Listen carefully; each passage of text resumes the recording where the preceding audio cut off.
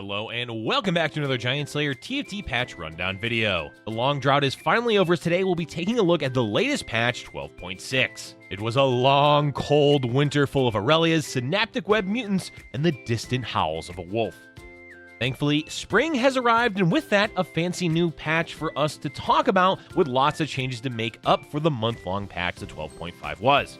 There's a lot to cover today, but keep an eye out for some ongoing developing changes being introduced in this patch. With that said, let's go ahead and get started. But before we begin, please don't forget to click the links in our description. Give your support to everyone who helped make this video happen. We host many TFT shows and tournaments with plenty of exciting content to come. Be sure to also follow our Giant Slayer TFT social media pages. Alright, let's get back to the video. As there's no system changes this patch, we can dive right in with augments. Augment balance has been a hot topic for quite some time, and it seems like the devs are listening and responding. For example, one such change is about economic augments. Most players hate free gold and prefer augments that make them feel strong and safe. To assist with that, no longer shall a player be offered 3 economy augments in the same round. Further rules imply at least 1 combat augment will be offered per game, so players can finally live out their augment dreams of removing as much variance as possible. They've also lowered the amount of time players have to choose an augment by a few, reducing the round duration for the first augment down to 43 seconds,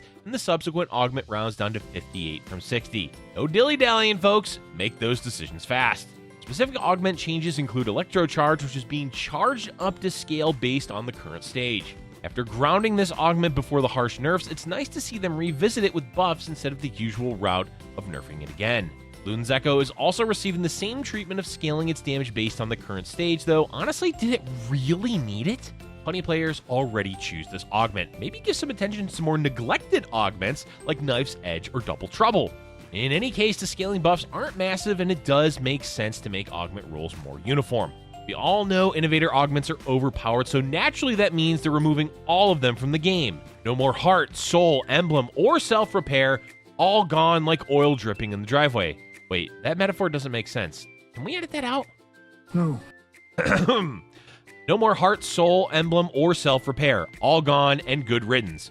With these augments removed, we may finally see innovators down in the trash compactor where they deserve to be, at least for one patch, until they're buffed again.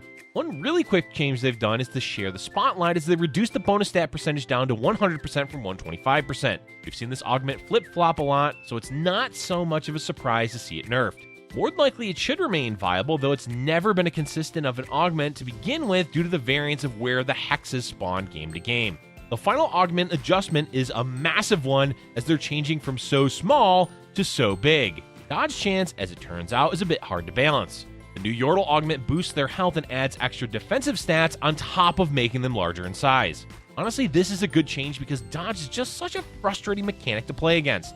Now they can make safe adjustments with health, armor, and magic resistance, all of which are defensive stats that can be played around. Let's now move into the next section, trait changes. Enforcer is up first because sheesh, they dislike this synergy, as it's being changed from 2 breakpoints down to just 1 with 3 Enforcer. Yes, that does mean the second part of Enforcer is no longer a thing, so only 1 unit will ever be forced to AFK at the beginning of combat by Enforcer. But don't worry, they're buffing it with a whole second duration increase. Wowie! Another troublesome trait has been Hextech, which basically fell out of the meta entirely after multiple nerfs a few patches ago. They've made it so Hextech now scales with the number of augments your board currently has. It's a 20% increase to the bonus magic damage and shields for each augment, meaning once you hit all 3, it's a whopping 200% increase. More than likely, this should help Hextech become a viable option, but hey, what do we know anyway? The only other trait change is more gutting of Innovator. Augment nerfs weren't enough, as now they're coming for the cute little Scarab summon and the cuddly Wuddly Bear. Both summons are being nerfed, making us question whether or not Innovator should even remain in the game at this point. At least they didn't nerf the dragon again. Yet. Alright, that was a fast section, so let's now move on to the next one, champion changes. Well, we've memed on this in the past about the classic 5 attack damage buff or nerf they occasionally do, but honestly, isn't this a bit overload? Over half the champions in the game are having their attack damage reduced by 5, and in some cases 10. Like, legitimately over half the units. Is this a joke or what? In reality, it does make some type of sense because yes, AD boards on average did a bit too much damage. Instead of meticulously going through every champion, doing a blanket nerf is the easier route. It just looks rather silly seeing this many champions get the classic 5 damage nerf change. Okay, with that baffling news aside, we can get into the actual champion changes, beginning with Caitlyn. We all know that the devs play favorites with any Arcane champions, though Caitlyn does seem oddly neglected.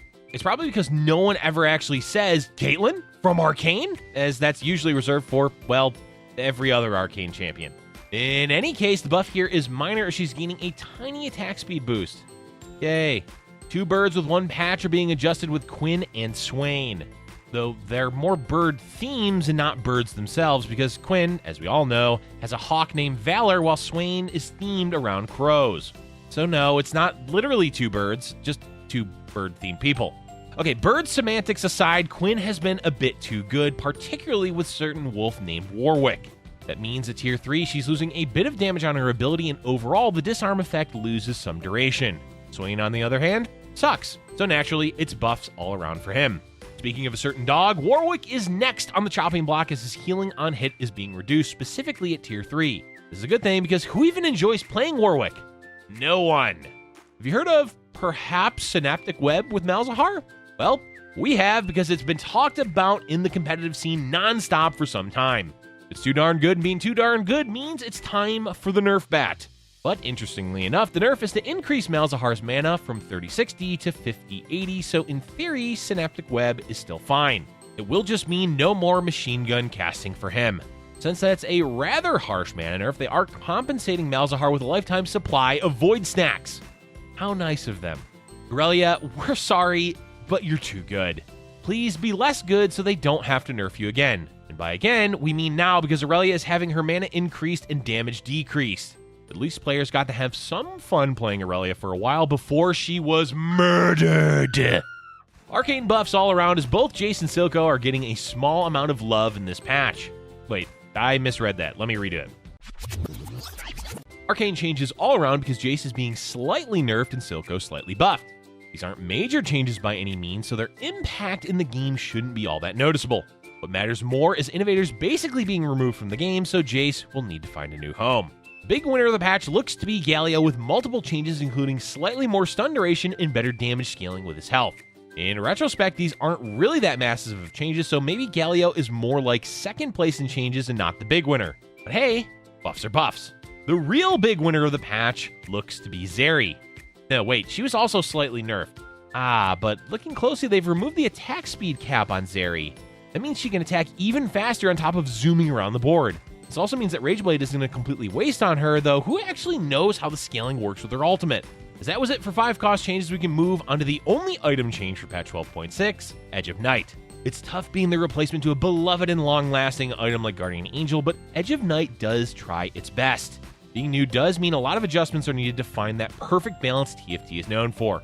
One problem Edge of Night would have is when the stealth is procced, the unit wouldn't be able to attack or cast an ability during the duration of the stealth. This obviously is lame, so they removed that restriction. Hopefully these ongoing changes to Edge of Night will help it become a staple of TFT just like Guardian Angel was. We miss you, Guardian Angel. In the hearts of an angel. Items done and dusted, we have one more massively important piece of the patch to talk about, but hold on, what's this? Breaking news during our patch notes review? What a surprise, folks! It seems like with the recent North American regionals finishing up and Worlds on the horizon, the esports team has opened the floor to you, the viewers and players of TFT, to help support the competitive players. That's right, for just the price of one Little Legends egg, you can sponsor a player. Finally, the people can give Riot money while also supporting a good cause. Further details will be coming out soon, so keep an eye out on social media. Alright, that unexpected news aside, we can move into the final section of today's patch notes. This is huge, folks. Mortdog himself is being added to TFT as a playable champion. That's right, you heard it correctly. Mortdog joined the Convergence as a 5-cost champion with the Synergy's developer, TFT King, and Dog. This may seem unprecedented, but when you consider the facts, it makes a lot of sense. We've already had it established that the devs are willing to look outside of League of Legends for champion inspiration. Arcane ring any bells? Silco? Yep. And who better to add than Mortdog himself, the literal king of TFT? As for what his synergies are and what his ability is, don't worry, we've got that covered for you. Being a developer comes with plenty of perks, as Mortdog can literally read the code of the game.